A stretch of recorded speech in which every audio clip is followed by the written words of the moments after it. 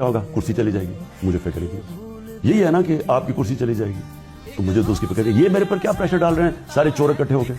کہ جی اس کی کرسی گرا دو،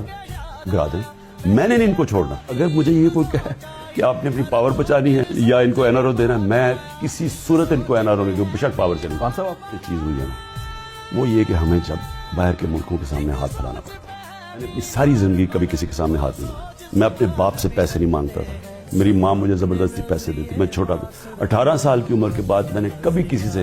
اس کے بعد میں نے اپنی کمائی شروع کر دی، کرکٹ پروفیشنل ہو گیا۔ شوکت خانم کے لیے میں نے پاکستانیوں سے پیسہ اکٹھا کیا، کبھی میں نے نان پاکستانیوں کے سامنے ہاتھ نہیں پھیلایا۔ دعا کرتا ہوں اللہ سے، اور یہ یقین کرو عمران، میں ہر روز دعا کرتا ہوں کہ اللہ ہمیں اپنے پیر پہ کھڑا کرے، خوددار قوم بنائے، کیونکہ یہ جو ہمیں انہوں نے کیا ہے، یہ مجھے جو غصہ چلتا ہے کہ انہوں نے قرضے لیتے گئے، اور قرضے لے کے جو انہوں نے پیسہ بنایا ہے، جو ان کا رہن سہن ہے، آپ کو پتا ہے میں نے سارے میری پرائم منسٹر ہاؤس کے خرچے 30% ہم نے کم کیا مہنگائی کے دوران۔ میں نے کوئی میری فورن ٹریول میں اٹھا کے دیکھے میں نے کتنے پہ کیا، انہوں نے $14 لاکھ پہ کیا ہوا ہے امریکہ کا ٹرپ، جو میں نے $1.5 لاکھ میں کیا۔ سو ایک طرف آپ رہن سہن ایسا کر رہے ہیں کہ بادشاہوں والا، دوسری طرف قرضے پہ ملک چلا رہے ہیں، اور وہ جو آپ کو دیکھیں، اور ان کو شرم نہیں آتی، یہ جب جاتے تھے ان کی طرف جس طرح باہر کے، آپ کو پتہ یہ کیسے ان کے پیروں میں گرے ہوتے تھے۔